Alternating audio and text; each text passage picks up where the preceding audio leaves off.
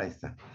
Excelente. Bueno, vamos a continuar con nuestro tema. Estábamos viendo lo que está en lo que ocurrió en el huerto del Edén, si no mal recuerdo. Sí, estuvimos analizando esto, de cómo se dieron todos estos acontecimientos, hablamos acerca de lo que escrituralmente. Hay un dato que les quería dar que no se los di, pero en en la en la capítulo 3 que ese es el que estábamos viendo, cuando habla en el versículo 11 que Dios le dice a Adán, ¿quién te enseñó que estabas desnudo? ¿Sí? ¿Se acuerdan? Y que Adán, pues bueno, escuchó la voz de Dios y se escondió. ¿Mm? Para los hebreos, desnudo tiene dos conceptos. Depende ya de lo que se esté hablando en el contexto. Eh, por ejemplo, el libro de Levítico, que habla acerca de no ver la desnudez de la mujer ajena, o bueno, hay muchas situaciones que después lo analizamos en otro módulo, tiene el mismo concepto de desnudez, es decir, puede ser observado o se está observando, ¿no? Se está observando. Pero es una observación que involucra el pensamiento, no es mirar como un paisaje y nos volteamos o vemos el camino por donde pisamos y ya se nos olvida, sino que desnudez es observar o ser observado con detenimiento y ya con un proceso de algo que se esté elaborando mentalmente. Uh-huh.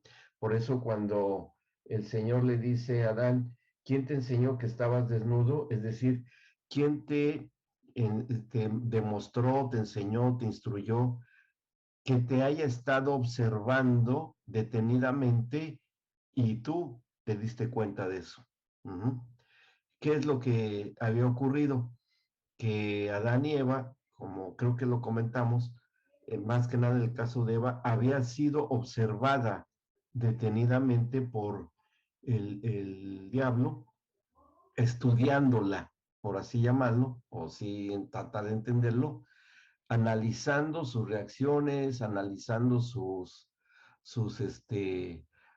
actitudes, y eso sirvió para que él pudiese tener una interacción con la mujer, ¿m? Porque eso es lo que en el hebreo también significa desnudez.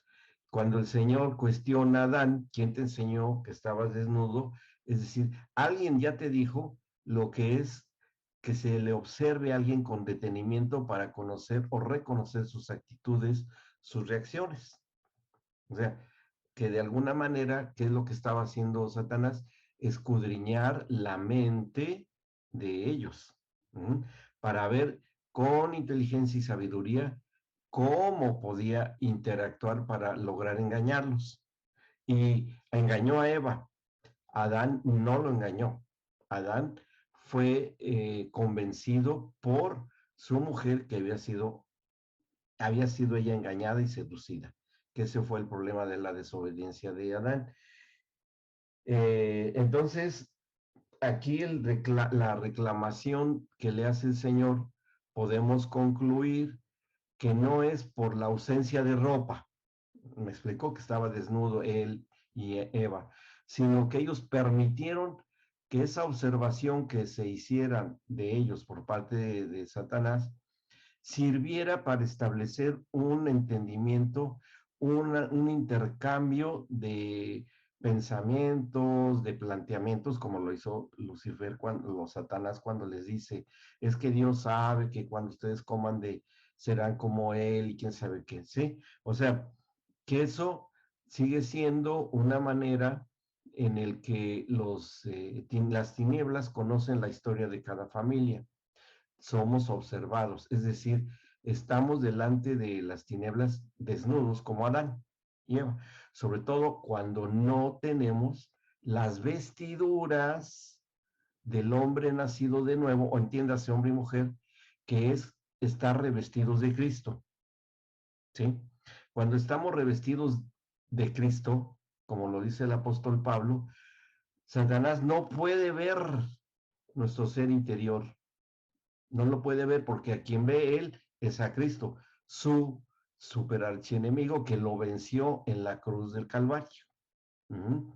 Por eso es que Satanás a un hijo de Dios, a una hija de Dios, que somos conscientes de esta acción de blindaje espiritual, no puede discernir, ni entender, ni saber, ni adivinar, ni nada el enemigo.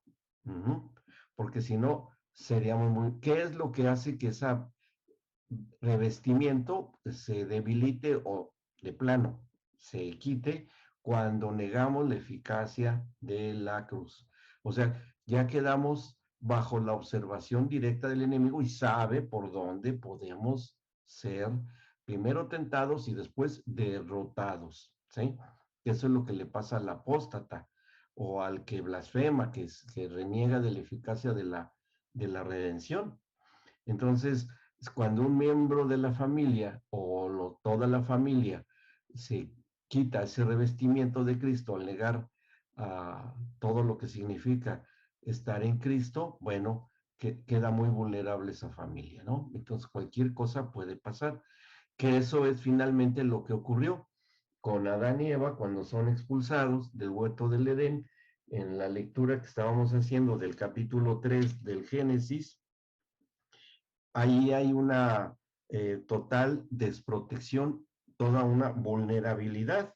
Y es una cosa interesante lo que va a ocurrir posteriormente con la generación que viene de Adán y Eva. En el capítulo 3 ya vemos el desenlace final, que es ahí donde estábamos comentando la vez anterior, en el que por consecuencia de la desobediencia, y que ya el Señor ya le había prometido la simiente que vendría de la mujer, que también creo hablamos de eso, a la mujer la hace que sea puesta bajo la sujeción total del hombre, ¿sí?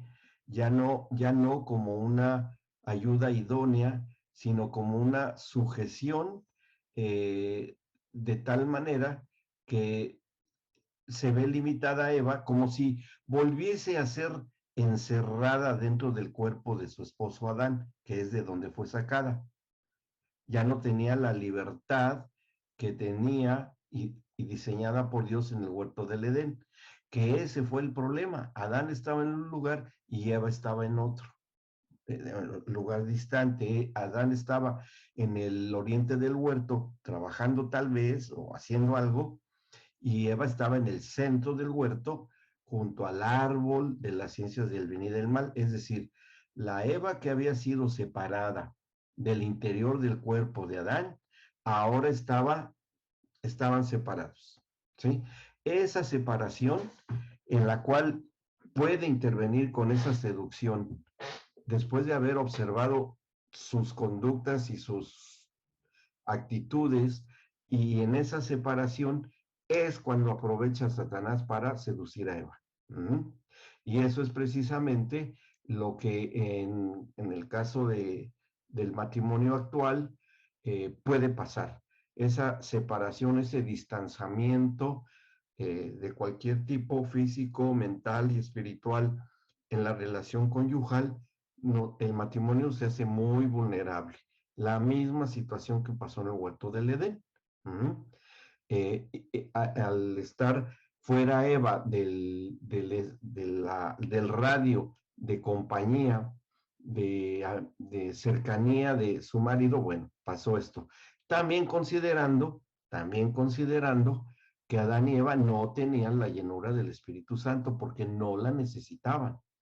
No tenían que discernir más nada, porque tenían relación directa con el Señor, para empezar, una relación personal, íntima, estrecha. Oían y hablaban con Él cara a cara, sin problema. La instrucción y la revelación vendría por comer el árbol del fruto del árbol de la vida, sin problema. Y no había la necesidad ni tan siquiera de los dones, no había enfermedad, no había muerte. Entonces, dones de sanidades, de palabra de ciencia y palabra de sabiduría, no hacía falta ahí. Estaban completos. Era un estado ideal de vida, de sistema de vida. ¿Cuál fue entonces, más que nada, el problema de Adán y Eva? Bueno, ahí, como todo recién nacido en el reino de Dios, la ignorancia. ¿Mm? La ignorancia y la inocencia en la que habían permanecido Adán y Eva hasta ese momento, porque ellos fueron creados en santidad y en una inocencia pasiva, totalmente pasiva, porque no había que demostrar su inocencia porque no había culpa de algo, no había culpa. Entonces, eso muy bien lo pudo eh, saber Satanás, y por ahí fue que los convence, ¿no? Y a la desobediencia, y caen. Al hombre, cuando ha desobedecido, en el 17, 3:17, le dice: por cuanto obedeciste a la voz de tu mujer y no a la voz de Dios. Ahí debería de haber escuchado primero la voz de Dios cuando Adán eh, trata de ser convencido por su esposa de que coma el fruto como ella, porque eso es lo que el Señor le demanda a Adán, y se lo dice a Adán, así como comió como ella. Debía de haber escuchado primero la voz de Dios y hablar de lo que había hecho su mujer. Y bueno, el Señor podría haber resuelto la situación solamente con Eva, porque fue engañada. Adán no.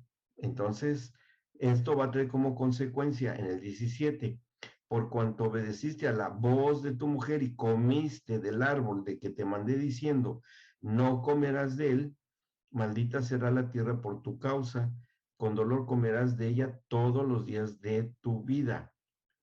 Fíjense, aquí quiero establecer dos diferencias interesantes que se mencionan. En el 17 le dice el Señor a Adán: con dolor comerás de ella.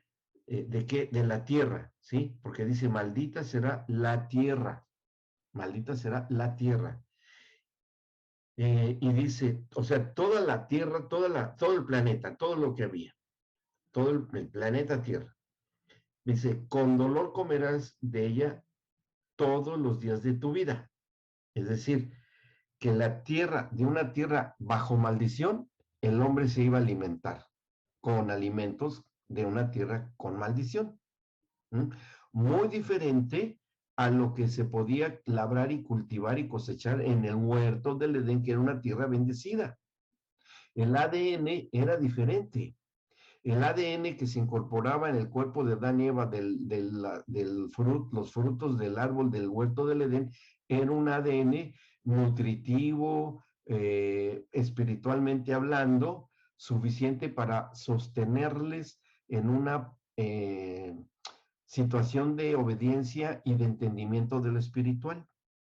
Eso es lo que la finalidad del árbol de la vida y de los árboles de fruto, porque no era por hambre, no se iban a morir de hambre, era por placer, por disfrutar, de ahí viene la palabra fruto, disfrutar, ¿sí?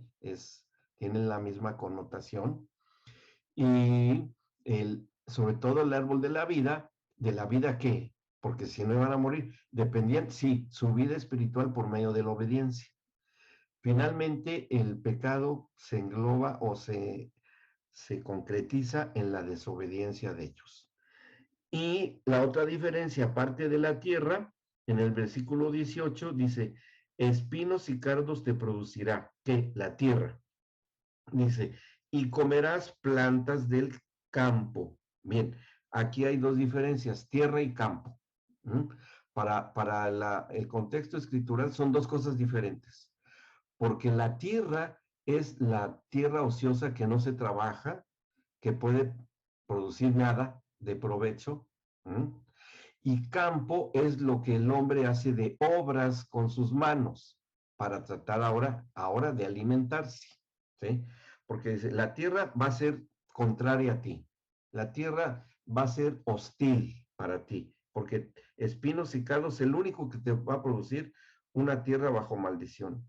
Lo único que vas a poder comer son las plantas del campo, es decir, vas a seguir trabajando, pero si no trabajas el campo, te vas a morir de hambre. O sea, debes de cultivar el campo con inteligencia y te va a producir, y dice, mucho, muy difícil, porque dice, con el sudor de tu rostro comerás el pan hasta que vuelvas a la tierra, porque de ella fuiste tomado, pues polvo eres y polvo volverás. Entonces se había complicado tanto la vida para este matrimonio de que ya tenían ante ellos toda la posibilidad de que su vida se terminara. Sí, Leoncio, Doc, tu micrófono, tu micrófono, tu micrófono. Necesitas encender tu micrófono. Por ahí, no, no te oímos. Y yo no te lo puedo, conectar. Tienes que ser tú que lo conecte. Por ahí debe de andar, conectar micrófono. Ahí en el microfonito rojo que se ve ahí, o en tu micrófono abajo, hay un micrófono, una silueta de micrófono que dice mute. Ahí dale un clic. Ahí dale abajo un clic. Ahí está. Ya estabas, ya estabas, ya estabas. Pero ahí está. Ahí. No, yo creo que tienes que estarle oprimiendo. Ajá. Ahí está. Sí, no. No, ahí Ahí está. sí. Ahora sí. Entonces, ahí en realidad había necesidad de alimento sólido ¿En dónde? ¿Cuándo? ¿En qué en momento? el huerto antes de que cometiesen la desobediencia a Eva. El hombre fue creado originalmente como solo frugívoro. ¿Sí? Ajá. Después ya se hace de frugívoro, se hace herbívoro también, con las hierbas del campo. Y posteriormente se hace también carnívoro. Uh-huh. ¿Sí? O sea, va habiendo un proceso de cambio porque cada vez dependería más de lo que le produjera una tierra bajo maldición y tiene que derramar sangre para comer el hombre. Ahí está un poco más adelante, ¿sí? Mire, aquí es más, ahí lo vamos a encontrar. Eh, y fue muy grave la situación porque toda la constitución, mmm, integridad y salud física del hombre se va viendo cada vez más deteriorada y se va disminuyendo los años de vida en la Tierra, que por eso vemos que al principio la raza humana vivía muchísimo tiempo, hasta más de 900 años, que según, como dicen Matusalén y todos ellos, hasta que, bueno, cuando la maldad se multiplica, el Señor dice, no, 120 años se acaba, ¿sí? Que algunos dicen que no es esa la edad del hombre, pero bueno, sabemos que biológicamente sí puede llegar el hombre máximo a esa edad, ¿no? Hay casos, máximo, no más. Uh-huh. Pero al ser fructíbulo no eran los frutos del espíritu. Aparte, pero eso es en cuanto a la relación entre ellos y sus hijos, sus generaciones que nacieran, porque dijo el Señor, fructifiquen y multiplíquense. Y después también les da la orden de comerás de todos los árboles del árboles del huerto, incluyendo el árbol de la vida, menos el árbol del fruto de la ciencia del bien y del mal. Uh-huh. Así es. Bueno. Bien, entonces en el versículo 20 dice, llamó a Adán el nombre de su mujer Eva, por cuanto ella era madre de todos los vivientes. Y bueno, sí, hasta ahí, o Jabá, en hebreo es Jabá. Y el Señor hizo Dios, el Jehová Dios hizo al hombre y a su mujer túnicas de pieles y los vistió, para quitarle las hojas de higuera. Pero ahí es algo profético que tiene que hacer el Señor. ¿Qué tuvo, de qué piel, de qué animal los tuvo que vestir? Porque los vistió, los tuvo que vestir. Bueno, entendemos que fue algo profético porque seguramente que el Señor tuvo que sacrificar a ovejas o corderos para que con esas pieles quedaran ya cubiertos, que después lo confirmamos cuando Pablo nos dice que de Cristo estamos revestidos, del Cordero de Dios. Eso es algo que en la redención se va a dar y que en ese tiempo, en ese momento, pues es lo que estaba ahí y no era el diseño de Dios que se le quitara la vida a un animalito para vestirlos. Pero bueno, eso fue lo que se tuvo que hacer. Y el Señor Dios dice en el 22, y Jehová Dios dijo, he aquí el hombre es como uno de nosotros, sabiendo el bien y el mal. Ahora pues que no alargue su mano y tome también el árbol de la vida y coma y viva para siempre. Así que la vida dependía de comer ese fruto, ¿sí? Ahora, algunos se preguntan en este versículo, ¿y cómo es que Dios sabe del bien y del mal? Bueno, una cosa es saber y otra cosa es hacerlo, ejecutarlo. ¿Por qué? Porque ellas sabían del árbol, por comer del árbol de las ciencias del bien y del mal, se abre las ventanas del alma y se cierran los ojos del espíritu en Adán y Eva. Entonces, todo lo que hagan bajo su propia experiencia, algo del alma, algo emocional, intelectual, con toda su voluntad por delante, pero ya nada espiritual. El hombre natural funciona así. El hombre natural o el hombre carnal funciona solamente en base a la experiencia propia, excluyendo a Dios de su propia vida. ¿Sí? El hombre carnal, pudiendo tener la comunión y la relación y el conocimiento de parte de Dios, de todo, no lo tiene. Ahora es en base a lo que va descubriendo, a lo que va midiendo, a lo que va tocando, a lo que va viendo con los sentidos, a lo que va comprendiendo con la limitación de la mente humana. Y claro, que eso iba a ser un largo proceso lleno de muchas cosas y con grandes peligros, porque al haber ausencia del Espíritu de Dios con ellos y el hombre teniendo espíritu, porque no lo quitó Dios, pues estaban expensa ya de que cualquier cosa espiritual les afectara. Es lo que sucede hoy con muchas familias, ¿sí? Hoy muchas familias tienen ese problema, que el Señor no puede hablar y manifestarse abiertamente si no se lo permiten. Tiene que ser un acto voluntario de parte de cada uno de nosotros. Y así ya están fuera totalmente. Y Dios sí conoce el bien y el mal porque conoce muy bien a Satanás. Conoce muy bien de todos sus alcances, conoce su futuro. Sabemos, es más, está escrito, no es un misterio. Ahí está escrito cuál va a ser el final. Nosotros lo sabemos, pues cómo no lo va a saber Dios. Entonces, ¿conoce el bien? Sí, conoce el mal, sí. Ahora, el bien en un sentido humanista, totalmente, ¿sí? Y el mal en un sentido totalmente, eh, pues, de obras de la carne, obras de maldad, ¿sí? Claro que Dios lo conoce y eso no iba a ser conveniente. Bueno, ¿qué hace el Señor el 23? Lo saca del huerto de Edén para que labrase la tierra, ya no el campo, la tierra de donde fue tomado. ¿Mm? Echó pues fuera al hombre y puso al oriente del huerto de Edén querubines, o sea, por donde estaba el huerto, donde trabajaba a Adán, y una espada encendida que se revolvía por todos lados para guardar el camino del árbol de la vida. O sea, había quedado vedada la entrada y el acceso a tomar el fruto del árbol de la vida. Quedó cerrado. Ya no había posibilidades de que el hombre tuviera revelación y entendimiento de las cosas espirituales. ¿Mm? Porque además ni lo iba a entender, no lo iba a comprender.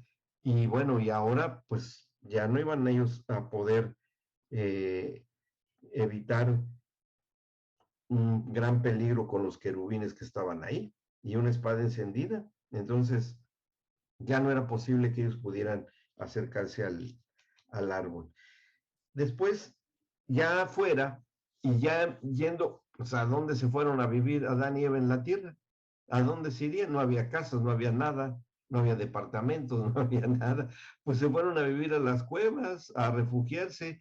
Ya inclusive la tierra que ya estaba bajo maldición y que ya dependía sobre ellos una sentencia de límite de vida sobre Adán y Eva, el frío ya les iba a poder causar mucho daño, el calor excesivo, los animales se hacen también enemigos del hombre, perdón, enemigos del hombre, salvo los necesarios para que pudieran alimentarse, nada más.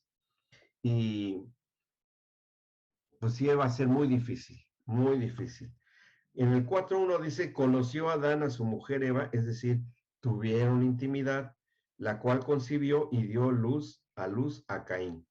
Y dijo, por voluntad de Jehová he adquirido varón. Y aquí hay algo interesante también, porque era el primogénito, ¿sí? El primogénito de Adán y Eva. ¿Estamos de acuerdo? Bien claro eso. Y el nombre de Caín se lo dio Dios mismo, ¿sí? No le puso nombre ellos como esposos. El que le puso nombre fue el Señor al primogénito. Es el nombre que le dio. No se lo dieron sus padres. Y este hecho de haberle puesto nombre al primogénito iba a quedar asentada en las generaciones venideras que con ciertas personas el Señor les diera nombre para los hijos, ¿sí? Porque el nombre iba a tener un significado muy especial. Iba a denotar el espíritu que gobernaba a esa persona. Espiritualmente hablando, el nombre le da identidad espiritual a la persona. Por eso todos los nombres en el hebreo tienen un significado muy estrecho y muy relacionado con cuestiones de Dios, ¿sí? Rafael, Miguel, bueno, excepto los ya de otras naciones, pero las que tienen un origen hebreo denotan la esencia espiritual de la persona, al menos en esos tiempos. Y así es como iba a ser reconocido Caín con ese nombre, y cuando nace, uh, que el nombre, pues no es muy claro lo que significa el nombre, no se tiene muy claro ni para los hebreos se tiene claro el nombre de Caín, pero se ha llegado a la conclusión de que significaría labrador nada más, ¿sí? Labrador, o sea, sembrador y labrador, que Dios le puso ese nombre. Y dice, y por voluntad, dice del 4, por voluntad de Jehová he adquirido varón. Por voluntad de Dios, Dios hizo que naciera un primogénito.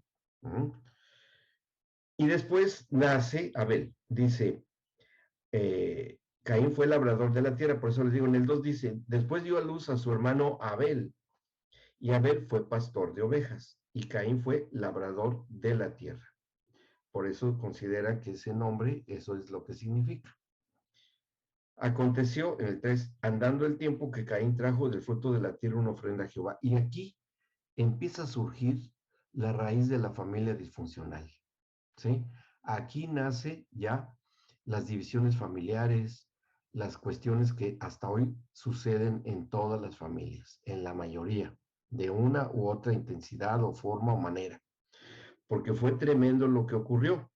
Dice en el 3, aconteció, andando el tiempo, que Caín trajo del fruto de la tierra una ofrenda a Jehová. Fíjense, ¿de dónde trajo Caín ese fruto de ofrenda a Dios? De la tierra. ¿Y cómo estaba la tierra? Lo dije hace rato, estaba bajo maldición, ¿sí? Estaba bajo maldición.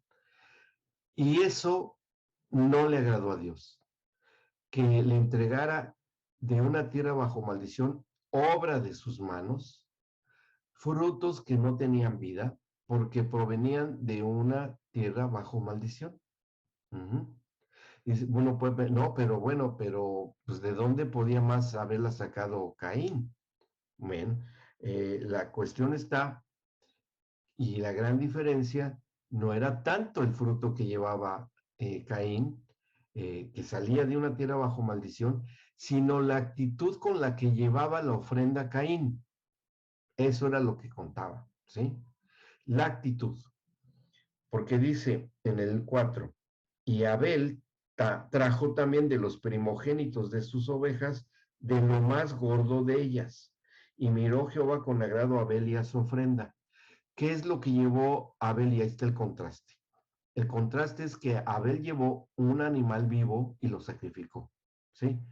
Que comía hierbas y frutas del campo, que es lo que le había dicho a Adán, que comería hierbas del campo labrado, que eso es lo que alimentaba, por eso dice que eran ovejas engordadas, no ovejas flacas, malnutridas, sino que aparte de que comían de las hierbas del campo, que es la institución del trabajo que Dios había determinado que el hombre tenía que continuar con eso, el Señor sí veía con agrado esas ofrendas vivas que le llevaba a Abel del campo y se las sacrificaba, ¿sí? En cambio, Caín llevaba frutos arrancados de la obra de sus manos de una tierra bajo maldición. ¿Por qué no cultivaba o por qué no cortaba frutos del campo Caín? Esa era la diferencia. Podría haberlo hecho, pero no lo hizo. Él se fue al lugar donde la tierra sabía que le produciría espinos y cardos en una tierra así. Y eso el Señor dice, bueno, este sí sabe de dónde está sacando esto. ¿Por qué me trae ese fruto? No es correcta su actitud. Y la situación es que Caín, cuando ve que el Señor recibía con agrado la ofrenda de su hermano, dice el 5, pero no miró con agrado a Caín y a la ofrenda suya. Y se ensañó Caín en gran manera y decayó su semblante. Y se ensañó es que se enceló y entró en una profunda tristeza y depresión, ¿sí? O sea, celoso y molesto, deprimido por lo que había ocurrido con su hermano. Y vean lo que surge de Caín. Entonces el Señor dijo a Caín, bueno, primero esto, ¿por qué te has ensañado, te llenaste de celos y por qué está decaído tu semblante? Dice, si bien hicieres, o sea, hubieras hecho el bien, ¿qué era? Que trajeras una ofrenda del campo, frutos del campo, no de la tierra, ¿sí? Porque del campo es lo que cultivas por mis órdenes, por mi dirección, de que la institución que yo implanté en el género humano es muy diferente esta institución a sembrar en tierra bajo maldición y cualquier cosa. Ahí le llevamos cualquier cosa. Le doy cualquier cosa al Señor, ¿no? O sea, eso es lo que no estaba correcto. Y dice, si bien hicieres, no serás enaltecido, como fue su hermano Abel. Y si no hicieres bien, el pecado está a la puerta. Cuidado, Caín, porque estás entrando en un terreno peligroso, porque estás dando una ofrenda que no es buena delante de Dios por tu actitud. Dice, con todo esto a ti será su deseo y tú te enseñorearás de él. Pues sí, tú haz lo que tú quieras, pero eso que tú quieras te va a traer consecuencias. Eso es lo que significa acá. Y dijo Caín a su hermano Abel, fíjense lo que hace Abel, le hace Abel Caín. Salgamos al campo, no a la tierra, ¿sí? O sea, salgamos y entremos a lo que Dios ha dicho en dónde se debe trabajar, bajo él, bajo su dirección. Vamos allí, se lo lleva al campo y dice, aconteció que estando ellos en el campo, no en la tierra, en el campo, eh, Caín se levantó contra su hermano Abel y le quitó la vida y derramó su sangre en el campo, en el lugar donde Dios les había asignado que debían estar trabajando. Eso fue muy grave. Y ahí ya vemos nosotros cómo esto iba a tener una grave repercusión que en el caso del Señor Jesucristo, en la cuestión de la redención, se tenía que redimir ese pecado de Caín. ¿Mm? Para que eso se pudiera hacer y borrar el pecado de Caín, que se iba a transmitir generacionalmente, pasa algo aquí, porque dice 9, y el Señor le dijo a Caín, ¿dónde está Abel tu hermano? Y él respondió, no sé, mintiendo. Dice, ¿soy yo acaso guarda de mi hermano? Y él le dijo, ¿qué has hecho? La voz de la sangre de tu hermano clama a mí desde la tierra, ¿sí? O sea, desde donde están ustedes, donde viven. Dice, ahora pues maldito seas tú de la tierra, que abrió su boca para recibir de tu mano la sangre de tu hermano. Cuando labres la tierra, no te volverá a dar su fuerza. Errante y extranjero serás en la tierra. Y dijo Caín a Jehová, grande es mi castigo para ser soportado.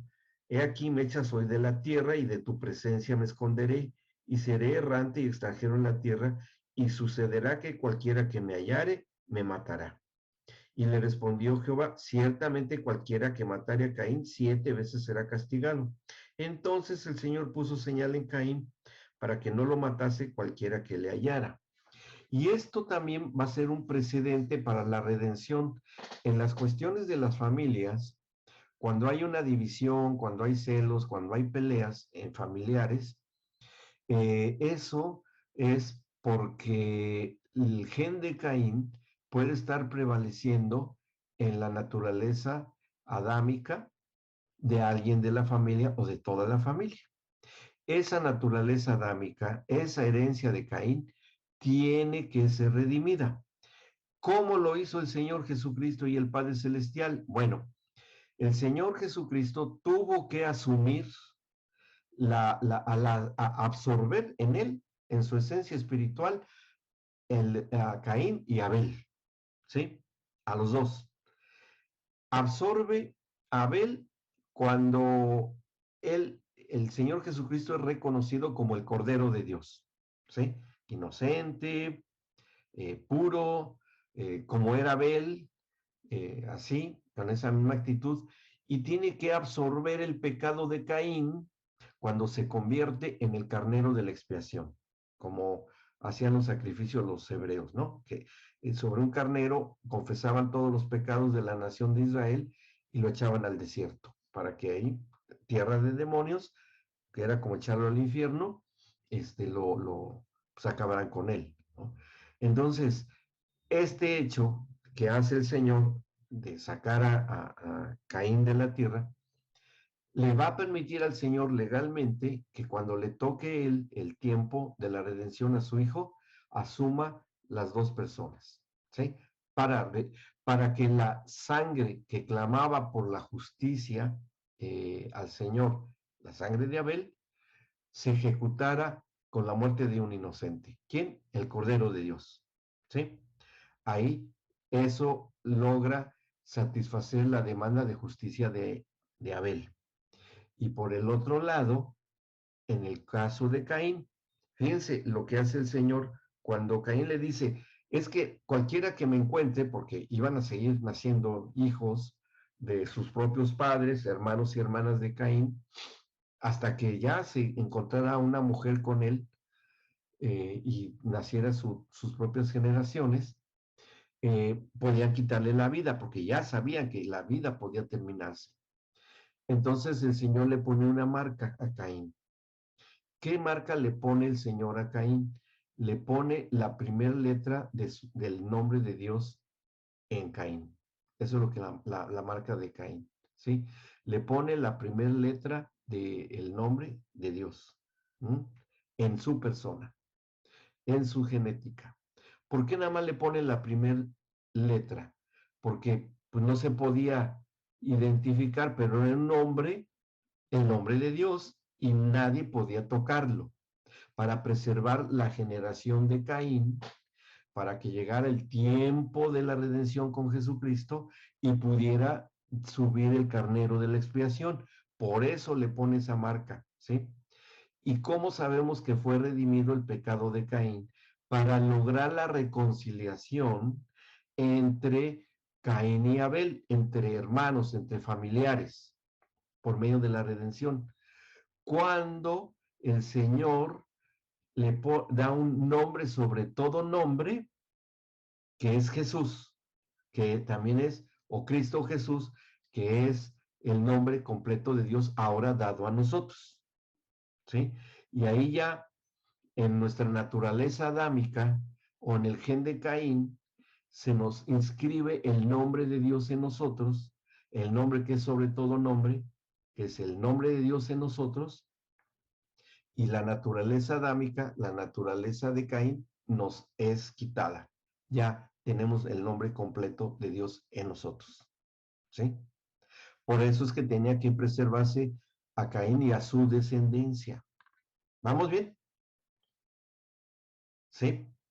¿Queda claro por qué esa marca? Eso no fue un hierro rojo vivo que le puso una marca acá y nada, nada. ¿Cuál marca? Y es algo genético, es algo en los genes. O sea, era eso científicamente sí se ha comprobado cuando un genetista, los que ya llevaron el de procreación y embarazo, ahí lo comentamos, un genetista norteamericano, Dean Hammer, descubre el gen de Dios, que así se llama, el gen de Dios. Científicamente es las iniciales, el B chica, BMAT2, con número, BMAT2, o el gen de Dios. Ese gen está inactivo delante de Dios, pero hagan de cuenta que es la primera letra del nombre de Dios. Ahora lo entendemos ya de una forma científica. El gen de Dios, el BMAT2, todo hombre lo tiene. Todo hombre puede ser religioso porque eso se encarga ese gen de activar una función espiritual, pero de cualquier cosa, de cualquier religión, de cualquier cosa espiritual, puede estar ahí, pero no es el propósito original de Dios. Eso sigue siendo una religión que no es una relación con el Señor. Es decir, ¿qué era lo que ofreció entonces Caín? ¿Qué le llevaba al Señor? Religión, ¿sí? Frutos muertos, religión. Eso es lo que le llevaba. Eso es lo que hoy en la gente que no ha nacido de nuevo le puede ofrecer a Dios frutos muertos. Religión. Eso es lo que es hoy la marca de Caín, que es las religiones. ¿Sí? En cambio, en el caso de cuando somos llenos del Espíritu Santo y Dios ya está en nuestro ser, la presencia de Cristo está en nosotros, ya está el Cordero de Dios, entonces ese gen es activado por el Espíritu Santo y empieza a cambiar toda nuestra espiritualidad y está justo el término de nacer de nuevo, porque nacemos en la vida espiritual y hay cambios extraordinarios de alguien que tiene un pasado negro, muy malo, bueno, como uno de los ladrones en la cruz, que merecía estar ahí, y cuando tiene un encuentro personal con Cristo, ahí junto a él crucificado, lo confiesa como Señor, que lo reconoce como hijo de Dios, y cambia totalmente. ¿Qué le pasó al ladrón en la cruz? Que ese gen, en su encuentro personal con Cristo, fue activado y se fue a la presencia del Señor, porque le dice, de cierto te digo que hoy estarás conmigo en el paraíso. O sea, que el cambio genético y la activación genética con este gen que todos los hombres portamos, hombres y mujeres por supuesto, todos igual, que es activado por el Espíritu Santo, cambia cuando tenemos un encuentro personal con Cristo y el nombre de Cristo, de Dios mismo, es activado y adquirimos la esencia de Abel, porque Cristo es el primogénito entre muchos hermanos, ¿sí? Y nos constituimos hermanos de Cristo. En una de las tipos de relación que tenemos con Él. Eso está ahí escrito en Romanos, ¿sí? Que Él es el primogénito entre muchos hermanos. ¿Por qué hermanos de Cristo? Por la redención. ¿Y por qué en la redención? ¿En qué cosa? Cuando se nos da la naturaleza de Abel. Y cada uno de nosotros, cuando nacemos de nuevo del agua y del espíritu, ahí la sangre de Abel, que está clamando por justicia, se efectúa, ¿sí? Y ahí él dice el Señor, la sangre derramada por Abel, ahora está siendo satisfecha mi justicia. ¿Por qué? Porque ha traído vida y la ha traído en esta persona. ¿Mm? Sí, Leoncio, adelante. No, tu micrófono, tu micro.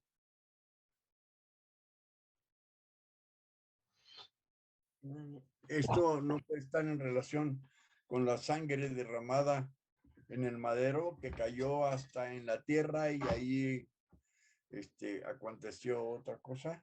Estaba ahí la tierra ya siendo preparada para la redención. Legalmente ya estaba siendo preparada.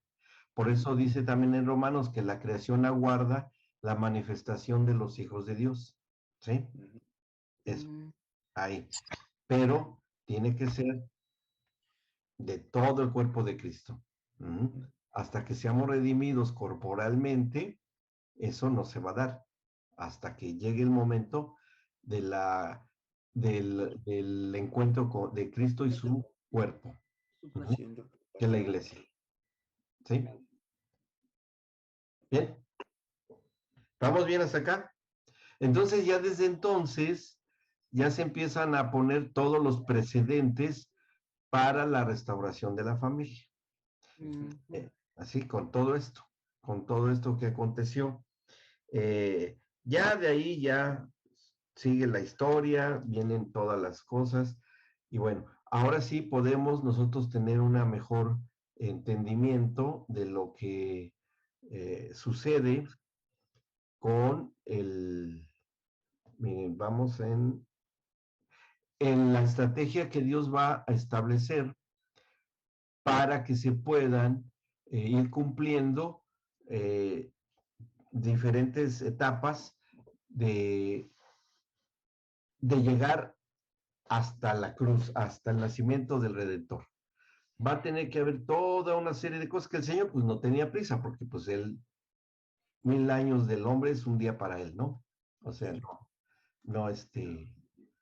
no hay problema para él. Pero para el género humano, pues sí tenía que ser.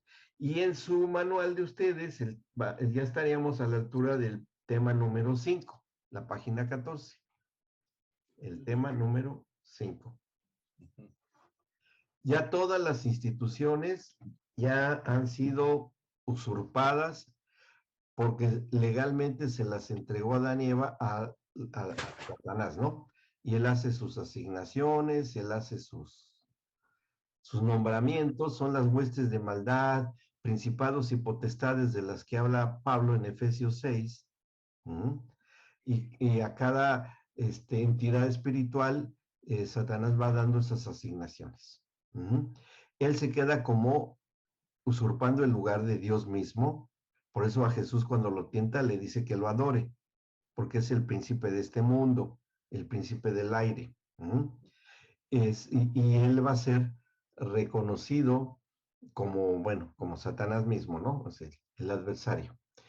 Le asigna a el matrimonio y la familia a dos entes espirituales que, según esto, tienen género, hombre y mujer, pero pues bueno, finalmente son espíritus, pero la Biblia nos da los nombres de estos entes espirituales en una entidad masculina, pues son espíritus, pero bueno, que serían los nombres de los ídolos que nos hablan de los cananitas, de los moabitas, de los amonitas, que serían Moloch, por ejemplo, o Renfán, o Milcom, todos esos pues, demonios que son demonios realmente, ¿no? Y Astarteo, Astarot, todos ellos. Les voy a mandar un link de un video para que lo vean, de cómo fueron surgiendo todas estas distorsiones de lo que es la familia, bueno, la sexualidad humana, con la idolatría en las culturas antiguas, que esos espíritus siguen estando hasta hoy, siguen estando hasta hoy. Le asigna también la autoridad y gobierno sobre las cosas creadas a Belcebú, que Belcebú significa el señor de las moscas o de la corrupción, ¿sí? Todo lo que se corrompe, todo lo que es muerte y pudrición, descomposición, eso está manejado espiritualmente por este ente, Belcebú o Balzebub, bueno, tiene varios nombres, Balfejor también, Balfejor, que son ya cuestiones idiomáticas. Al trabajo y la economía se le va a asignar a otro ente espiritual del cual sí habla el Señor Jesucristo, ¿sí? Creo que se los había mencionado, que es sí se menciona en el Nuevo Testamento, que sería un ente espiritual que se llama Mamón. Exactamente, el dios de las riquezas. Y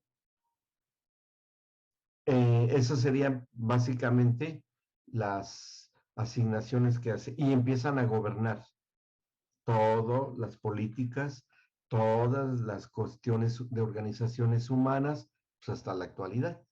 Esos entes que gobiernan desde las tinieblas, ahí siguen. Bueno, el Señor decide establecer una estrategia para sacar adelante y redimir a la humanidad de en donde había caído, de que se le hubiese rescatado al hombre desde el principio, tenía que ser por medio de la voluntad y entendimiento del propio hombre, dándoselo a entender el Señor para que se lograra ese rescate. ¿Qué estrategia va a poner el Señor? ¿Qué es lo que va a hacer el Señor para lograrlo? Bueno, las culturas antiguas tienen una característica en común. La mayoría de las culturas siempre fue así. Y el Señor lo va a hacer por medio de pactos, ¿sí? De establecer compromisos de Él con ciertas personas seleccionadas por Él, que tenían un perfil en el cual el Señor pudiera celebrar compromisos con esas personas, con un fin determinado, ya sea sentar un precedente estratégico, un antecedente importante con cada institución para la familia, matrimonio y familia, todos con la comunión, todos estos pactos incluyen la comunión con Dios, otros para el trabajo y la economía y otros para el gobierno sobre la creación, ¿sí? La autoridad y gobierno. Va a seleccionar personas para lograr esto. Y aquí vamos a entrar a este tema que se llama el plan de rescate de las instituciones. Dice como objetivo reconocer las estrategias que Dios compartiría con los participantes de los pactos, sus beneficios y sus condiciones. Y en el 5.1 de subtema dice los pactos, concepto y condiciones. Aquí vamos a reconocer cada uno de los elementos de lo que constituye un pacto desde la perspectiva bíblica. Términos, cortes, sanciones, confirmación y cumplimiento. Les voy a mostrar con este estudio que vamos a ver ahora a continuación. Déjenme lo...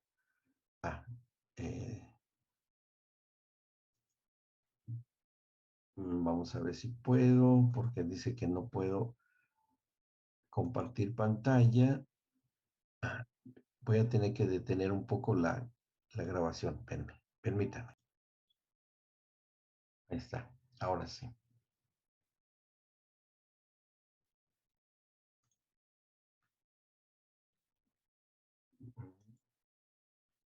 Bien. Ahí estamos. Ahora sí. ¿qué es lo que va a hacer el Señor? Esto que les voy a mostrar es algo que los hombres de ese tiempo lo entendían muy bien porque ellos así se manejaban, ¿sí? Esas culturas así lo entendían.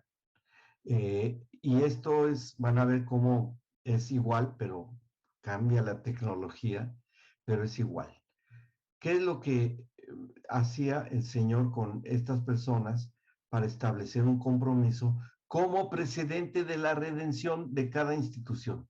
Nosotros clásicamente hemos hablado muchísimo y por supuesto que eso es lo más importante, la redención a nivel personal. ¿Estamos de acuerdo? Es personal. Pero también se tenía que redimir lo institucional, porque no era posible que nosotros en lo personal fuésemos redimidos viviendo en una tierra bajo maldición, con todas las cosas y con el gobierno permanente del usurpador, del ladrón que vino a robar. Entonces, para poder recuperar las instituciones, el Señor tiene que hacer estos pactos, ¿sí? Y vamos a estudiarlos, vamos a verlos, y aquí vamos a este primero. Aquí, esto es algo que vamos a denominar como elementos de pacto, ¿sí? Vamos a entender que en los pactos, todos los que hizo el Señor, tienen estos elementos. Uno de los primeros elementos que tienen los pactos que Dios estableció con estos personajes que vamos a estudiar, este es uno primero, el corte del pacto, ¿sí? El corte del pacto consistía en que ambos pactantes cortarían su carne simbólicamente y en el cumplimiento tendrían que hacerlo en algo de lo que más estimaran o amaran. Todas las culturas antiguas, las tribus, las etnias, para hacer acuerdos de paz, comerciales y todo, lo que fuera, establecían pactos cortando la carne. ¿Cómo lo hacían? Cortándose una parte de su cuerpo para que hubiese derramamiento de sangre, ¿sí? Esa sangre derramada al cortarse una parte del cuerpo se mezclaba con agua, se mezclaba con vino o se mezclaba simplemente mezclando así la sangre con sangre o se la ponían, o sea, ese eran como igual hoy hacemos con un contrato, pero hoy firmamos con tinta. En ese tiempo se firmaban con sangre, ¿sí? Entonces, cortar el pacto, se tenía que cortar la carne y derramar sangre. Primer elemento de pacto, ¿sí? Y todos los pactos que vamos a estudiar tienen estos componentes. Bien, no se les olvide. Vamos al otro elemento más. ¿Vamos bien hasta acá? ¿Sí? Bien. Este otro elemento a continuación es este que está acá, que es los términos del pacto, las cláusulas, las letras chiquitas, ¿sí?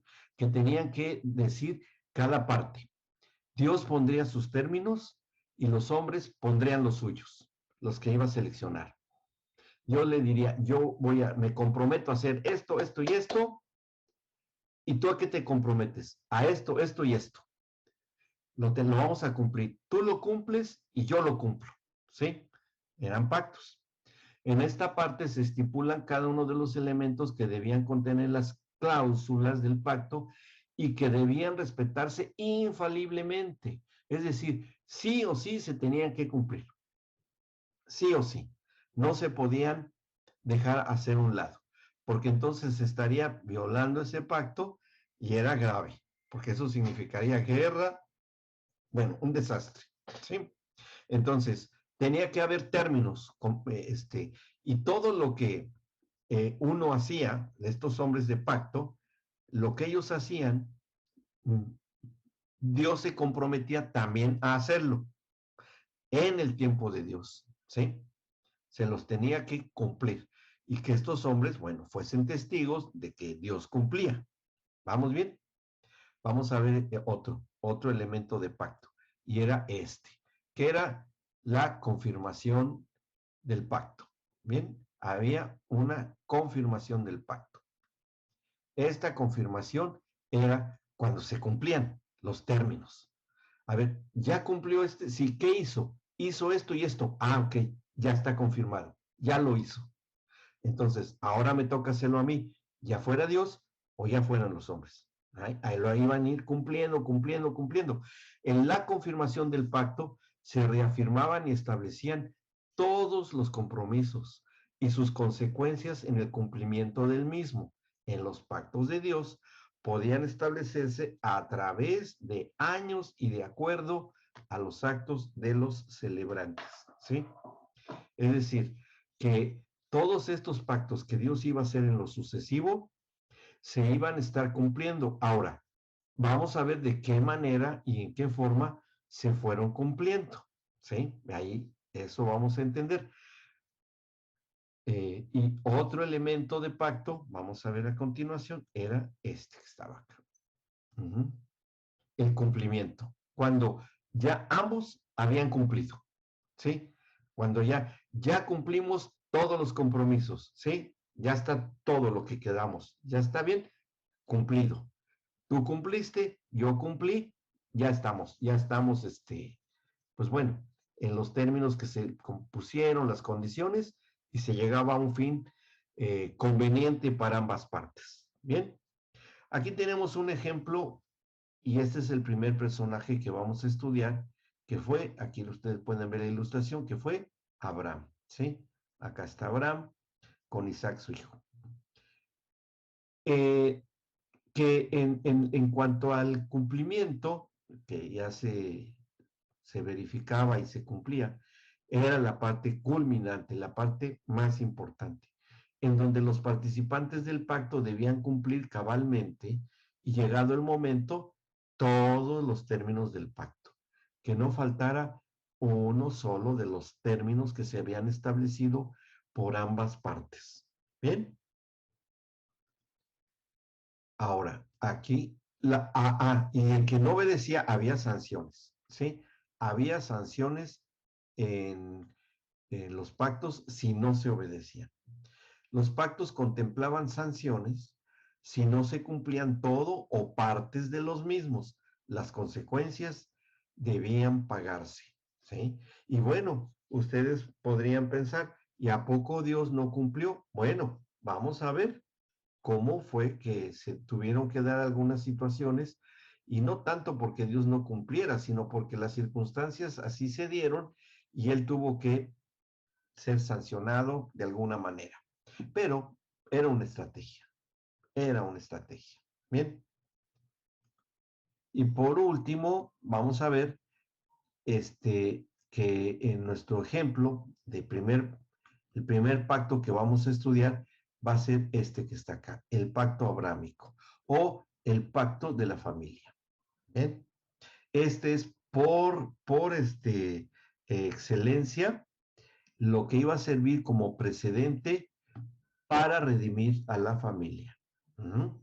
El pacto que se hace con este personaje que es Abraham. Uh-huh.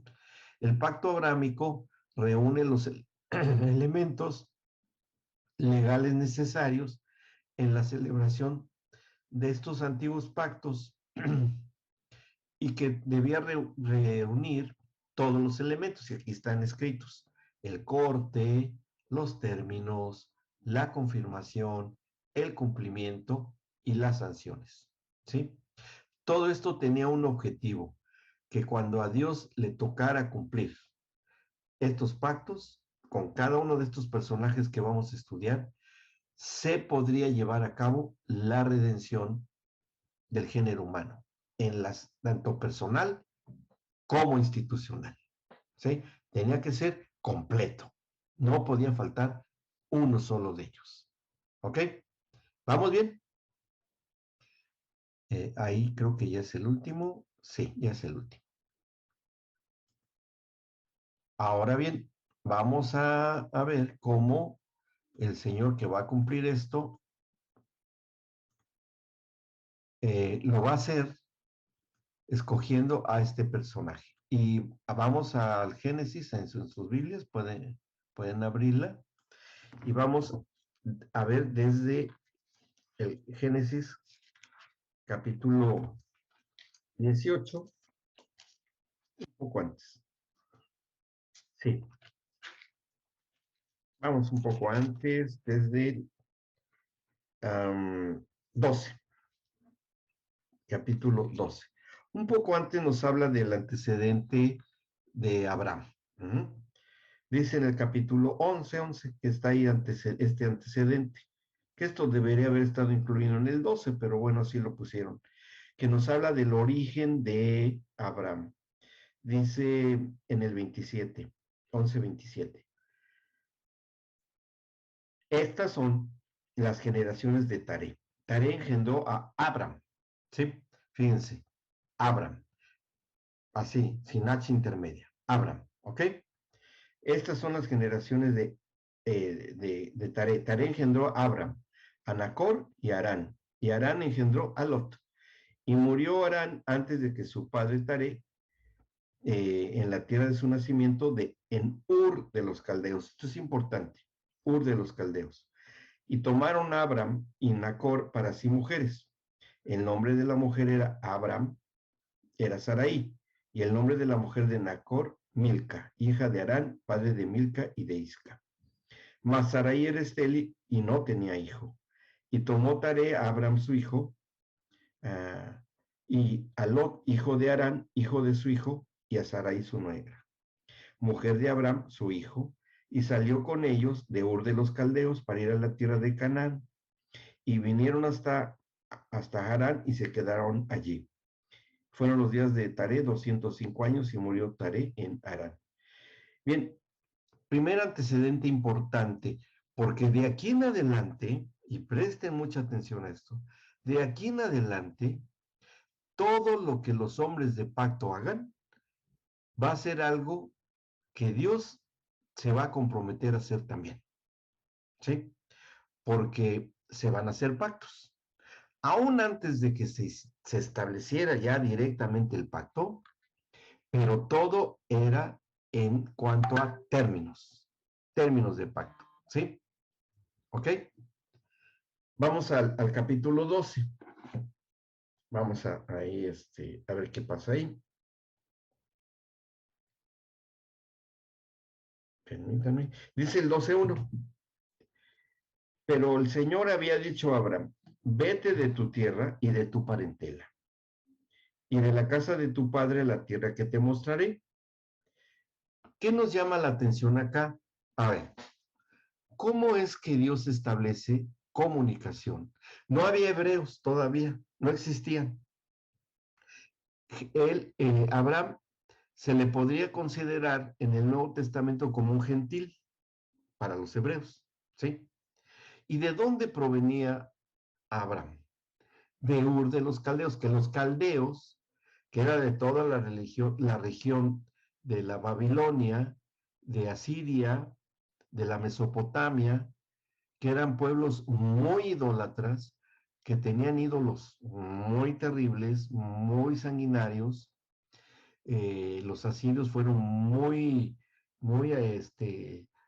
bélicos, tenían un pueblo muy dado a la guerra, a la conquista, a la depredación, y con una multitud de dioses, que era lo que ellos entendían como deidades, ¿verdad? Todavía existen, están las esculturas y todo eso que hay, se sabe mucho de eso, pero que también eran pueblos muy inteligentes. De hecho, de Babilonia y todos lados salió la astronomía, pero también la adivinación, todas las religiones terribles con sacrificios humanos, sumamente espirituales, pero en las tinieblas. Y de ahí salió Abraham. Lo, lo interesante de esto es que Dios le habla a él. Dios le habla a Abraham. ¿Y cómo es que le entendió Abraham? Para empezar, que no era nada que ver con los hebreos. Era un gentil, pero era un hombre de pacto. Ya ahí nos justifica de por qué el Señor, cuando escoge a Pablo, el apóstol, cuando era Saulo, y le dice a Ananías, que va a orar por él, ¿se acuerdan? Que se queda ciego Pablo, bueno, era Saulo todavía, y va Ananías a orar por él y le dice a el señor Ananías, este hombre lo tengo destinado para predicarle a los gentiles. ¿Sí? ¿Y por qué esa decisión del Señor de irle a predicar a los gentiles? Porque él hizo, como término de pacto con Abraham, que era gentil, ese compromiso. ¿Sí? O sea, siempre vamos a ir encontrando una correspondencia de compromiso. Como el Señor escoge un gentil, porque todavía no, y tenía que ser Abraham, tenía que ser en ese tiempo, que el Señor se compromete a decir, cuando llegue el tiempo de la redención, voy a tener que, pues, coger nuevamente a gentiles, porque voy a hacer nacer un pueblo que van a ser los hebreos. ¿Sí? ¿Sí me explico? Eso, desde hoy, ustedes tienen que empezar, y esto es lo que les recomiendo que tengan muy presente, una mentalidad de pacto, para ir entendiendo la profundidad y la esencia del compromiso de Dios que tiene con nosotros, con las familias y con la iglesia. ¿Ok? Bien. Bueno, eh, entonces el Señor encuentra a Abraham y ve en Abraham un hombre que tiene un perfil como para que pueda establecer con él este primer pacto. Entonces en el 1 dice, pero Jehová había dicho a Abraham, vete de tu tierra y tu parentela. O sea, ya le habla. Y empieza a hablarle en una voz interior, en una voz audible, pero empieza a comunicarse con Abraham. Y Abraham tiene una cualidad, que eso es lo que esperaba el Señor de alguien como él, porque le dice, y haré de ti una nación grande y te bendeciré y engrandeceré tu nombre y serás bendición. Bendeciré a los que te bendijeren y a los que te maldijeren maldecirá y serán benditas en ti todas las familias de la tierra. ¿Sí? Todas las familias de toda la tierra, que aunque no fueran nacidos caldeos, aunque fueran de otras geografías. Bien, cuando esto le dice el Señor a Abraham, ¿cuál fue el mérito de Abraham? El mérito de Abraham es que él le cree a este Dios que le habla, que ni conocía, ni sabía quién era. Tal vez Abraham sí tenía un cierto conocimiento de este Dios, porque cuando nace Set, el tercer hijo de Adán y Eva, Set es el que sí conserva los relatos del huerto del Edén, del Génesis, de sus padres, y lo van transmitiendo oralmente, que de ahí es donde viene la línea de los setitas, que es donde salen los madianitas, una línea, una área, una línea generacional de madianitas, de donde sale Yetro, el suegro de Moisés, de donde sale el rey de Salom, de Salem, de Melquisedec, eh, que ellos sí siguieron, porque Yetro era un sacerdote del Dios Altísimo, porque así dice en la Escritura. Entonces, esos relatos históricos de un Dios que hubo, un huerto, que hubo un diluvio, todo lo que pasó desde el principio, se siguió conservando. Y muy probablemente Abraham tenía contacto con descendientes de los setitas, si no es que él mismo tenía una conexión generacional con Set como antepasado, ¿sí? Como un antepasado.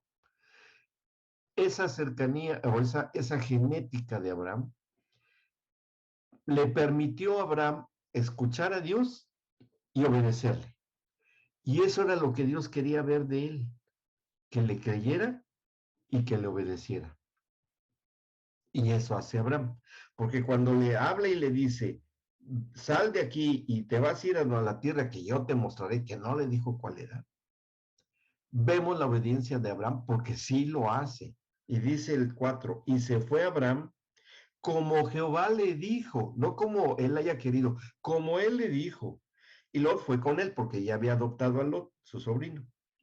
Y era Abraham de edad de 75 años cuando salió de Harán. Tomó pues Abraham a Sarai su mujer y a Lot hijo de su hermano y todos sus bienes que habían ganado y las personas que habían adquirido en Harán y salieron para ir a tierra de Canaán y a tierra de Canaán llegaron. Y pasó Abraham por aquella tierra hasta el lugar de Siquem, hasta el encino de Moré, y el cananeo estaba entonces en la tierra. Ahora, segundo paso que da el Señor para empezar a establecer compromisos, que eso puede hacer con nosotros también, que nosotros le creamos al Señor y le obedezcamos, y después cuando vamos en ese proceso, por cuanto somos la descendencia espiritual de Abraham, y tenemos su genética espiritual cuando nacemos de nuevo, podemos ir en este mismo proceso igual que lo tuvo Abraham, ¿sí? Primero le cree a Dios y le obedece. Y dice, fíjense que ya qué diferencia hay aquí en el versículo 7. Y apareció Jehová a Abraham. O sea, ya se le aparece, ¿sí? Ya no solamente le habla, ahora se le aparece, ¿sí? Y apareció Jehová a Abraham y le dijo, o sea, ya establecen un diálogo. ¿Y cómo es que se le apareció? Como haya querido el Señor, en forma antropomórfica, o sea, como una imagen de hombre, una sombra, una, qué sé yo, pero suficiente para que lo viese Abraham, ¿no? Para que lo reconociera. Apareció Jehová a Abraham y le dijo, a tu descendencia daré esta tierra. Y edificó allí un altar a Jehová, quien le había aparecido. Primer altar que elabora, que construye Abraham. Que aquí surge esta definición de altar, punto de encuentro con la deidad. ¿Qué es un altar? Un punto de encuentro con la deidad. Eso es un altar. Hoy nosotros tenemos altares, no tenemos templos, pero sí podemos tener un altar, que un encuentro personal con el Señor, que puede estar dentro de nosotros mismos, porque somos el templo del Espíritu Santo. Y dentro de nosotros hay un altar, y que hay en ese altar un punto de encuentro con la deidad. ¿Sí? ¿Ok? Bueno, pero eso tenía que darse por estos compromisos. Y el Señor ya está viendo a Abraham. Y miren, el Señor tenía a sus ángeles que le escribían todo y tomaban fotografías, grabaciones y todo lo que quieran. Y él decía, ¿qué está haciendo Abraham? Señor, hizo un altar. Ah, qué interesante. Bueno, como él, yo voy a establecer un pacto con Abraham y va a ser un hombre de pacto, para mí ya lo es, yo también, yo voy a tener que construir también un altar, es decir, un encuentro conmigo en lo que serán los futuros altares. O sea, ya desde ahí el Señor empieza a fabricar al hombre espiritual con los compromisos con Abraham, ¿sí? No es una cuestión de religión, no es una cuestión de tradición, olvídense de eso, es una cuestión de compromiso de parte de Dios, ¿sí? ¿Vamos bien? Dice después, hace un altar. Dice, luego se pasó de allí a un monte al oriente de Betel y plantó su tienda, teniendo a Betel al occidente y a Jai al oriente. Y ahí en Betel van a ocurrir muchas cosas, pero bueno. Y edificó allí altar a Jehová e invocó el nombre de Jehová, que lo conocía, pero después el hombre pierde el nombre de Jehová. Bueno, el caso está que con Moisés, cuando le dice, si me preguntan de parte de quién vengo al faraón, ¿qué le digo?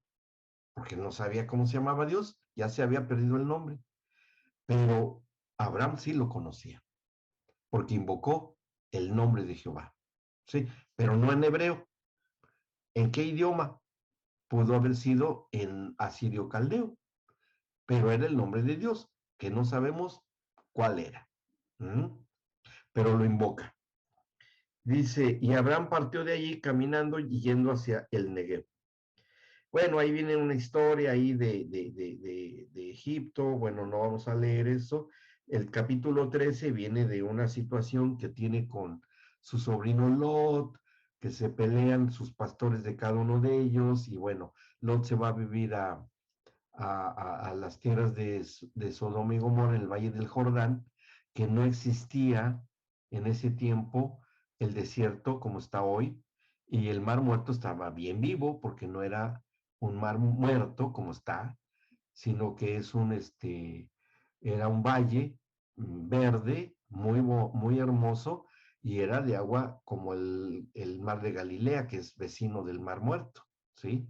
Ahí, ¿te acuerdas, Leoncio, no? Que cuando fuimos, ¿no? Juntos a Jerusalén, no me acuerdo. ¿No? Eh, yo no me acuerdo ya bien cómo fue. Bueno, no te oímos, pero procuramos tratar de entenderte. Pero en Dios que me dé la oportunidad de ir a Jerusalén. Bueno, sí, bueno, sí, para hacerles advertencias del mar muerto, porque es venenoso, es venenoso, muy agresivo. Bien. Ah, dice, en lo que nos interesa, hasta el versículo, nada más vamos a leer algo del capítulo 14, porque secuestran a Lot y Abraham lo va a rescatar, ¿sí? Dice en el versículo 17, una vez que logra rescatar a Lot de sus secuestradores. En el 17 dice, cuando volvía de la derrota de Kedorlaomer y de los reyes que con él estaban, salió el rey de Sodoma a recibirlo al valle de Sabe, que es el valle del rey. Entonces Melquisedec, rey de Salem y sacerdote del Dios Altísimo, ahí está, sacó pan y vino y le bendijo diciendo, bendito sea Abraham del Dios Altísimo, creador de los cielos y de la tierra, y bendito sea el Dios Altísimo que entregó tus enemigos en tu mano, y le dio a Abraham los diezmos de todo. Oigan, a ver, venme, ¿cómo estuvo esta situación? Porque en primer lugar, es un rey de Salem, que significa paz, ¿sí? Porque ya después tendría ese nombre, y era un sacerdote, y da pan y vino. Y Abraham le da los diezmos. No estamos hablando ni de hebreos, ni de iglesia cristiana, ni de nada. Entonces, ¿por qué se dio esto tan singular? Porque también son términos de pacto, ¿sí? Dice, y el Señor dice, a ver, que nadie sabe el origen del rey de Salem, de dónde salió, del orden de Melquisedec. Hay muchos estudios que hablan de Melquisedec, quién fue, un personaje misterioso, pero definitivamente fue una manifestación anticipada de Cristo Jesús, ¿sí? Haciendo el partir el pan y bebiendo el vino, ¿sí? Que eso sería después lo que hoy en nosotros es la mesa del Señor. ¿Mm?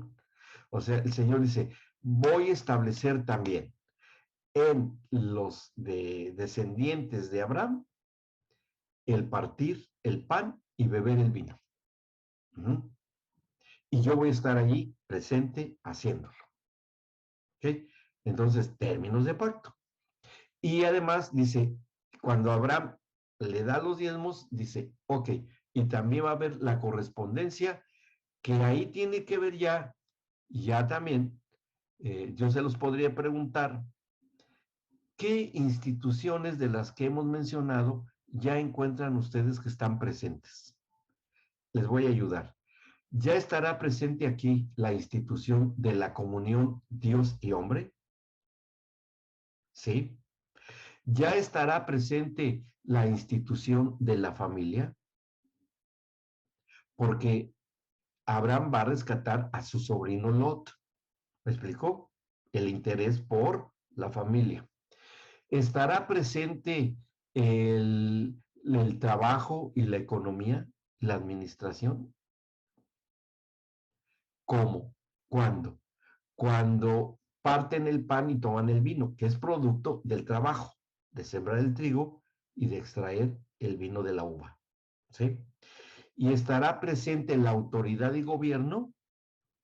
Sí, cuando Abraham se organiza, va a pelear contra los secuestradores de Lot y lo rescata. ¿Sí? O sea, es un embrión, por así decirlo, institucional. Pero ya se están sentando el precedente para que hoy nosotros podamos tener vigencia en las instituciones. ¿Sí? ¿Vamos bien? Esto pasa y cuando hay este rescate, porque bueno, después el rey Sodoma le ofrece bienes a Abraham, pero dice, yo no voy a tomar ni de las correas de tus sandalias, nada, no quiero nada de ti. Y estuvo bien porque pues era el rey Sodoma y ustedes saben quiénes eran.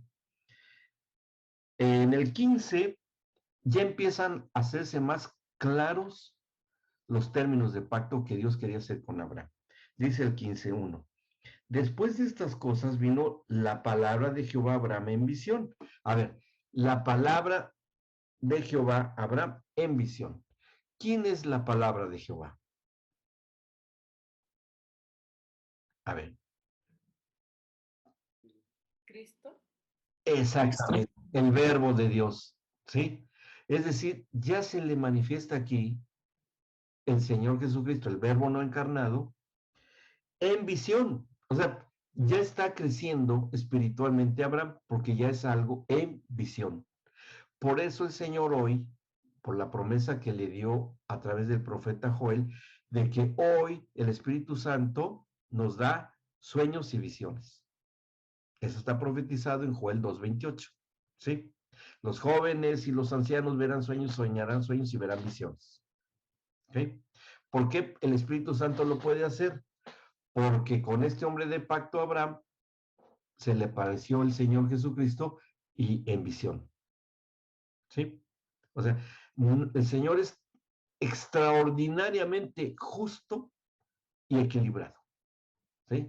No hace nada fuera de lo que está establecido dentro de su perfecta justicia. Si Él se le apareció en visión a Abraham, es que el Señor se compromete que a la descendencia de Abraham también tendrían visiones y sueños. ¿Sí?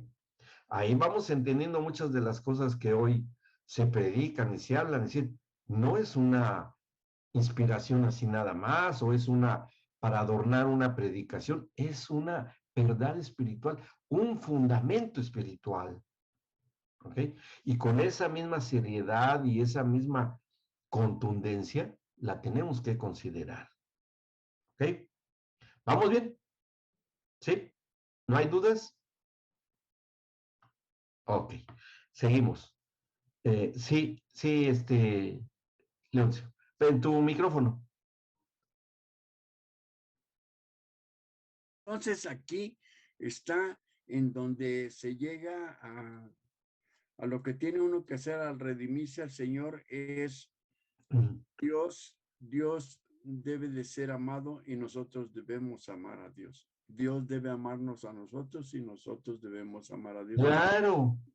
Sí. ¿Sí? Sí. Todo lo que tiene que ver con la esencia del Señor, Él se ha comprometido a darnoslo por medio de la redención. ¿Sí?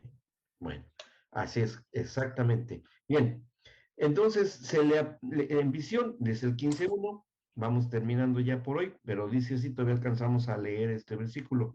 Se le aparece en visión y le dice, no temas, Abraham, yo soy tu escudo y tu galardón será sobremanera grande. O sea, yo soy la fe que debes tener, porque eso es lo que después dice Pablo en cuanto al escudo de la fe. ¿Sí? ¿Por qué? Es el padre de la fe Abraham, porque se le dio ese escudo desde ese momento. El escudo que después sería la fe. Y ahí se la da el Señor. Yo soy tu escudo y tu galardón será sobremanera grande. Y respondió Abraham, ya vemos que hay una comunión, ya vemos que hay un intercambio de pensamientos, de palabras, de cosas, ¿no?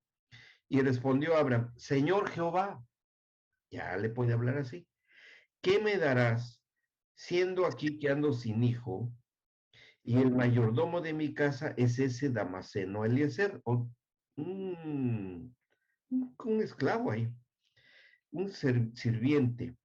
Dijo también Abraham, mira que no me has dado prole, porque él le había dicho que tendría, de él saldrían naciones, no se lo dijo nomás porque sí, sino que no se le olvidó a Abraham, le dijo, tú me dijiste que iban a salir naciones de mí, ¿sí?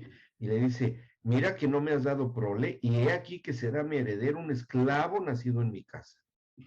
Luego vino a él palabra de Jehová, nuevamente vemos al verbo no encarnado ahí, diciendo, no te heredará este, sino un hijo tuyo será el que te heredará. Y lo llevó fuera y le dijo, a ver, Abraham, era de noche, obviamente, le llevó fuera porque estaba en el desierto, lo saca de la tienda o de la carpa y donde estaban, y dice, mira ahora los cielos y cuenta las estrellas, si la puedes contar. Y le dijo, así será tu descendencia, ¿sí? Y aquí nace una categoría de hijos de Dios, que serían los hijos de las estrellas o los hijos celestiales, ¿sí? Una categoría. Dice, si las puedes contar, y le dijo, así será tu descendencia. Y creyó a Jehová y le fue contado por justicia. Y ahí se consolida Abraham como el padre de la fe, ¿sí? Y le dijo, yo soy Jehová, porque cuando el Señor ve que le cree, le dice, yo soy Jehová, que te saqué de Ur de los caldeos para darte a heredar esta tierra. Y él respondió, Señor Jehová, ¿en qué conoceré que la he de heredar? Y le dijo, y le dice algo, a ver, ya empieza a haber pactos, ya empieza a darse. Le dijo, tráeme una becerra de 3 años, una cabra de 3 años, un carnero de 3 años, una tórtola también y un palomino. Y tomó él todo esto y los partió por la mitad y puso cada mitad una frente de la otra, mas no partió las aves. A ver, ya hay aquí elementos de pacto. ¿Qué elementos hay aquí? Corte de la carne y derramamiento de sangre. Corte de la carne y sangre, sí. Exactamente. Ahora, son animales, no es la carne de Abraham. ¿Me explicó? Y tenía que hacerse de los dos lados. Pero finalmente, los animalitos, ¿quién los inventó? ¿Y quién los creó? Dios. Y yo pregunto, ¿los animalitos, estos animalitos, eran pecadores o eran puros? Eran puros. ¿Podría ser muy bien la carne de Dios? Sí, representantes, simbólicamente hablando, de la carne de Dios. ¿Me explico? Por eso es que eso. Sí, Fer, adelante. Aparte, pues ya no iba a ser tan barbarie, ¿no? No, De que fuera sacrificio humano como las otras, pues, tribus o otros cultura. personas que habitaban y que hacían eso a sus dioses, ¿no? Más Exactamente. bárbaros. Exactamente. Sí, bueno, hasta ahí todo iba bien, ¿no? Para Abraham, entonces, estos animalitos. Y le dice, pon una mitad enfrente de la otra. Ahí pone una mitad de uno y de la mitad de la otra.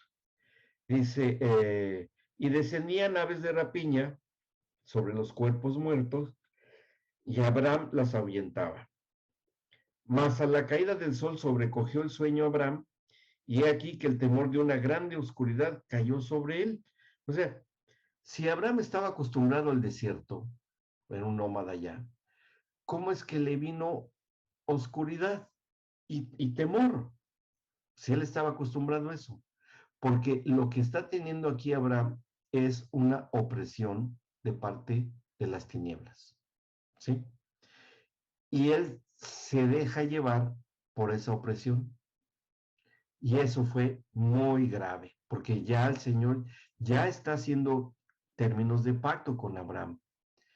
Y cuando viene este temor o miedo a Abraham, dice el 13, entonces Jehová dijo a Abraham, ten por cierto que tu descendencia morará en tierra ajena y será esclava allí y será oprimida 400 años, que eso sería la esclavitud de los hebreos en Egipto.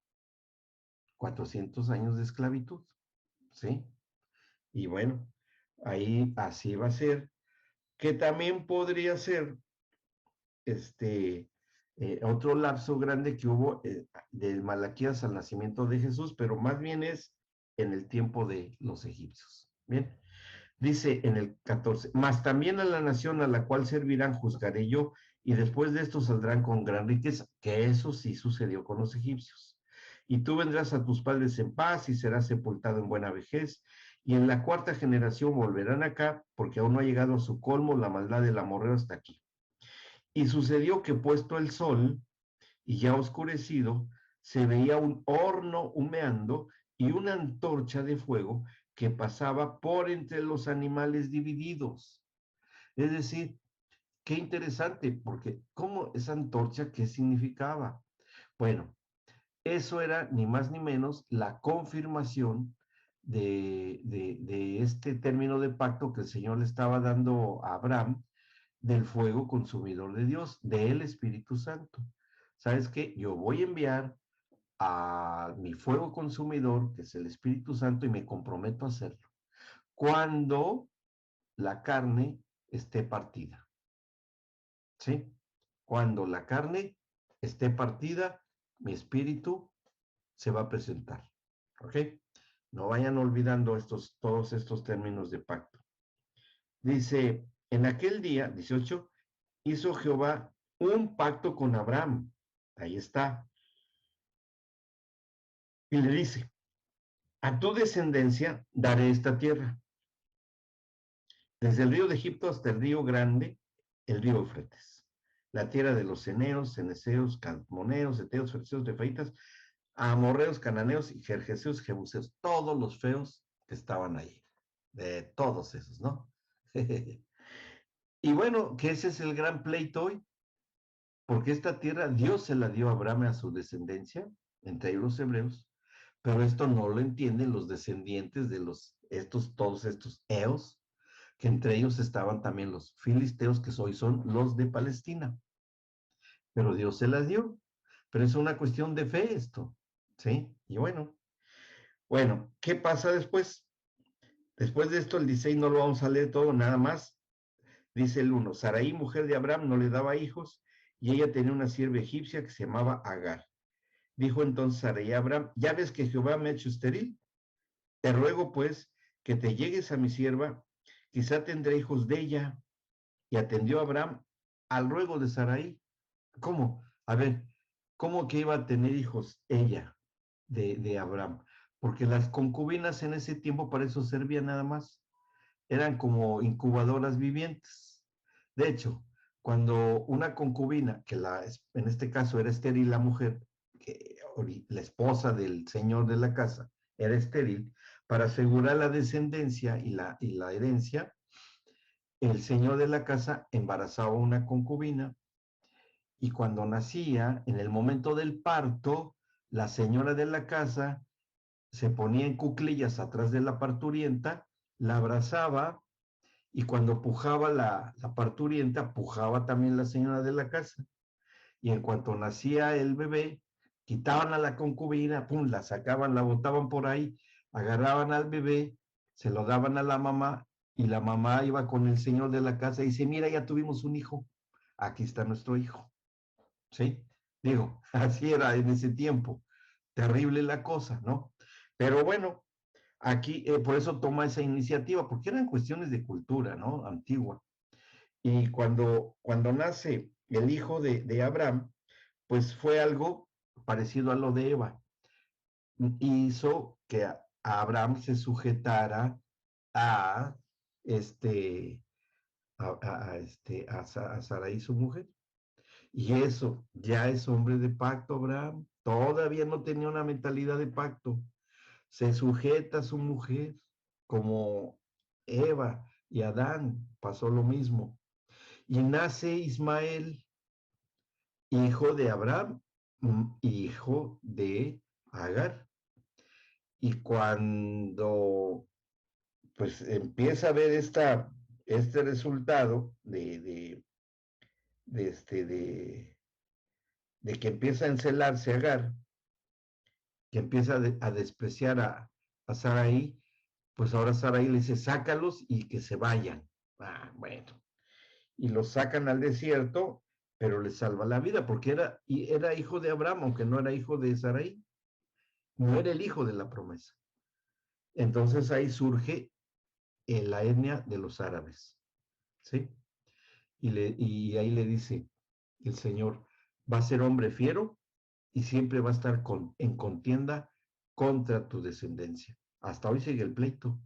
¿Cuándo se van a hacer la paz toda la etnia de los descendientes de Ismael? Nunca, nunca van a estar en paz y van a seguir siendo fieros. Sí, son hasta la actualidad.